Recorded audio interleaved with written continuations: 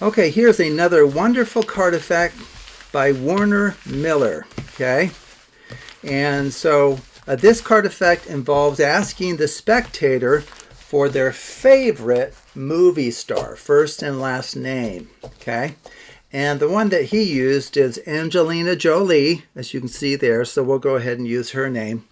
So you have the spectator randomly cut the deck at any location. Okay, and then the card they cut to is their special card. This is the card they need to remember. Now you won't see this as the performer, but the spectator needs to remember that card throughout the whole performance. Okay, so why don't we go ahead and just lose the card in the middle of the deck there somewhere. In fact, we can even do another crazy mixing. Okay, and now at this point what we do is we just spell Angelina's first name, Angelina, and then her last name, Jolie. And then you just point out, wouldn't it be amazing if your favorite movie star actually found the card that you just noted? Wouldn't that be, that's not your card? Oh, okay. Well, we'll toss that one out. Oh, wait, I remember what I did wrong now. Okay, so what I needed to do is I need to spell her name like I did, Angelina, but I'm supposed to flip the remaining cards. That's the key step. Not sure how I forgot that. And then her last name, Jolie, flip the remaining cards. And now let's see what magic we have brought. Do you remember the card you noted? Do you see it here? You don't? Are you sure? Okay, well, let's just take a look at the other side. Oh, 3 of spades. How did your special card end up being the only one facing the opposite way to all of these other randomly dealt off cards from the top of this shuffle deck? That is amazing. Okay, so how does this work? Well, it's not too difficult. So what you do is you begin with a shuffled deck of cards. That's fine. Well, dropping them everywhere. Okay, so the spectator can mix these as much as they like. Now, what I thought we would do is go ahead and just put a red card on top to kind of show you informally what's going on, and then we'll actually show you a mathematical proof of this as to why it will work, because this demonstration here will just show that it works for her name. What about all of the other movie star names? Okay, so that's why you need mathematical proofs. Okay, so I had you remember the top card. Oh, that's a nice card. Queen of Hearts. Okay, so what did I do? I think I just did what do they call it? A tap? False cut or something like that. So you just swing cut a number of cards, tap, drop on top. There's many other ones you can do as well. If you go to my channel, I do have a playlist on basic card handling moves for, quote, nerds. Okay, so if you're not going to be a sleight of hand expert, I have quite a few videos showing you some of the basic moves that are useful. There's fancier ones. I have this one as well. I don't know if I remember how to do it fully. So it involves 4 little packets.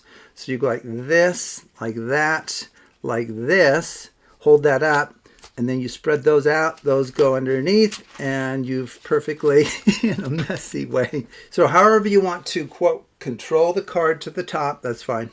Okay, now the important part. Okay, so let's spell her first name. It has 8 letters. So we'll just go 1, 2, 3, 4, 5, 6, 7, 8. 5 letters in Jolie. 1, 2, 3, 4, 5. Okay, and then I said, okay, wouldn't it be amazing if your favorite movie star found the card you just noted? And the spectator will say, that's not my card. So you toss it aside. Now her first name cards go on top of her second name cards. So that's important. Okay, so let me just show you the situation we're in. Okay, so you can kind of see what's going to happen. Because from here, what do? We spell out her name again. So I'll just count. 1, 2, 3, 4, 5, 6, 7, 8. Okay, so her card is going to get moved. And then what did we do? We flipped these, you remember, on top. Okay, and now we're going to spell her last name. Okay, so it'd be J-O-L-I-E. Flip the remaining cards. And so that, of course, guarantees that her card will be the only one facing down if you spread them out this way. And then you can just turn it over to confirm that, yes, indeed, that it's their card. Okay, so that's kind of an informal justification for why that works. I'll quickly step through, quote, a proof of it. I will add a link in the description below to what are called B brackets. It's the kind of bracket notation I'm showing here. If the movie star's first name has N letters and their last name has M letters, the brackets indicate a packet, or here is the whole deck of cards. Now what I've noted here is that there's one special card, one with an asterisk, is the card that they've noted. And we've kept it at the top through some kind of false cut. Okay, now if we deal N cards to the table into its own pile, it moves this one to the bottom. So each set of brackets is, so here's one pile, here's another. We get to the point where there's 3 piles and so forth. Okay, so dealing N cards to the table, it would look like this. You would have N-1 cards on the top, and then their special card would be the bottom card of this little pile of N. And then the ellipses here just means the rest of the deck. Okay. Now if we deal M cards to the table into a second pile, it would just look like this. So we still have our first pile the same, a new pile of M, and then the remaining cards, dot, dot, dot. Now if we flip the top card of their last name pile here, I flipped it face up. The bar is saying it's face up compared to the other cards. And then if you remember, we removed that card. We kind of added it to the rest of the deck, and then we threw all of that away, which takes us right here. And so the situation we're in at this point is we stack her first name pile on top of her second name pile. So these cards just kind of get stacked on top of those. So you just like drop the N brackets. So you just have this one pile of cards now. And now the clever part is from here. So focus right here. Maybe I'll even put a little card underneath it. So from here, we're going to deal N cards. Well, that will take all of these because N-1 plus 1 is N. So all of these cards are going to be dealt to the table or the bottom of this pile. And so what happens is these cards here, N-1 and the 1 with an asterisk, get moved to the bottom, but they're in reverse order. So where we had the 1 asterisk at the bottom of this little group of N, it'll be at the top of that group of N. And then the remaining cards here, if you remember, we flipped them face up and set them on top. So that's where we would be, right at the second to the last step in this whole thing. And then from here, what did we do? We dealt M cards.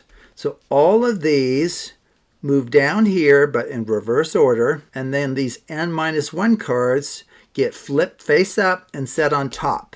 So if you look at the situation at the very end, we'll have N-1 cards all facing up, the special card facing down, and then M-1 cards facing up. So their special card will be the only one facing the opposite way. Okay, so what this shows here is it doesn't matter how many letters there are in a person's first and last name. This will work for you every time. Okay, and here are some other movie stars that people might think to name, but it doesn't matter. This routine will work for you every time.